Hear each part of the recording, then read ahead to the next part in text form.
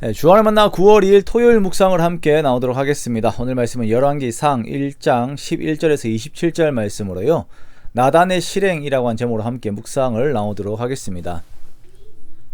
오늘 본문에서는 하나님의 뜻을 거스르는 아도니아 무리들의 계략을 막는 나단의 결단력과 실행력에 대해서 말씀을 하고 계십니다.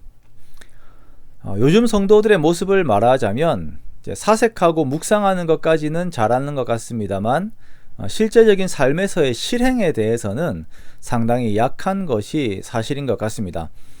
다른 사람을 위해 헌신하는 것에 대한 개념적인 즐거움은 있습니다만 그것을 실제로 실천하는 것에 대한 수고와 즐거움에 대해서는 잘 모르는 경우들이 있는 것이죠. 그래서 요즘 성도들에게 더욱 필요한 것은 결단력과 실행력입니다. 말씀에 대한 결단력과 말씀에 대한 실행력이에요. 우리가 그렇게 실제로 악과 싸우고 하나님의 역사를 만들어 가는 것입니다. 오늘 나단은 큰 위기 앞에 처하게 됩니다. 분명 사무엘하 7장과 역대상 22장에서는 하나님께서 솔로몬을 다윗의 후계자로 삼으셨는데 아도니아가 인간적인 생각들을 가지고 하나님의 뜻을 거스르고 있는 것입니다. 우리들에게 이러한 상황에 처했다면 여러분은 어떤 반응을 보이겠습니까? 먼저는 기도하고 그냥 그 뒤를 하나님께 맡기는 것이 가장 첫 번째 반응일 것입니다. 물론 하나님께서 이러한 방법을 요구하실 때들도 많이 있습니다. 그러나 하나님께서 우리들에게 적극적인 행동을 요구하실 때에도 우리가 이렇게 뒤에 숨는 경우들이 있어요. 내가 말하지 않고 내가 행동하지 않습니다. 왜 그렇습니까?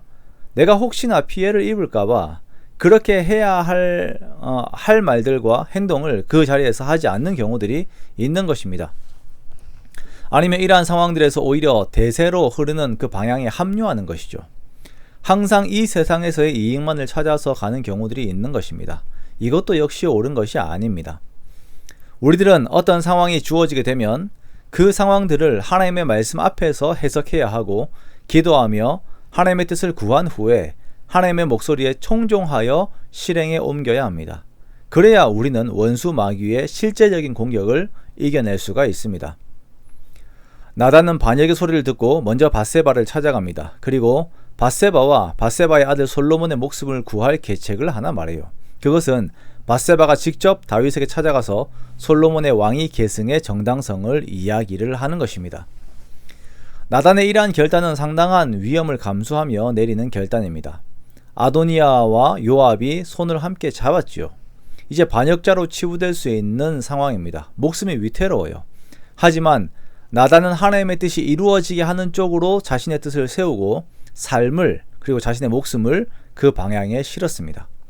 하나님의 뜻이 이루어지는 것과 삶의 죽음이 동시에 기로에 서 있는 것입니다.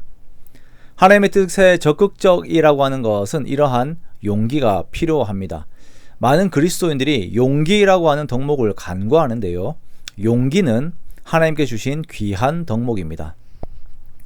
나단의 제안을 들은 밧세바 역시 적극적인 행동을 보여서 다윗을 찾아갑니다. 그리고 아도니아의 반역의 행태들과 자신에게 한 다윗의 약속, 즉 하나님의 약속을 언급합니다. 그리고 밧세바가 다윗에게 말을 할 때에 나단이 들어와 밧세바의 말에 힘을 더합니다. 내일의 본문을 보면 나단과 밧세바의 이러한 행동으로 인하여 다윗이 결단하고 솔로몬을 왕으로 세우게 됩니다. 하나님께서는 이렇게 하나님의 말씀에 순종하기 위한 실제적이고 적극적인 태도를 우리들에게 요구하실 때들이 있어요. 성경 말씀을 읽고 들으면서 우리들에게 순종과 구체적인 적용을 요구하실 때들이 있습니다. 그때 그 마음에 순종하시되 사색적으로만 순종하고 정신적으로만 승리하지 마시기 바랍니다. 우리들의 실제적인 결단이 있어야 합니다. 그 결단은 상당한 위험 요소들을 동반할 때도 많이 있습니다. 내 직장, 내 경력, 내 안위, 내 명성과 같은 것들이 위협을 받을 때들도 있습니다. 그러나 그것들을 모두 내려놓고 순종할 때에 하나님의 뜻이 순종하는 나를 통하여 이루어지는 것입니다.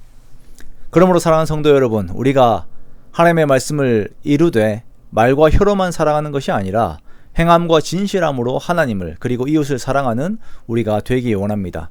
그렇게 우리 또한 하나님을 사랑함을 우리의 삶으로 확증하는 우리가 되기 원합니다.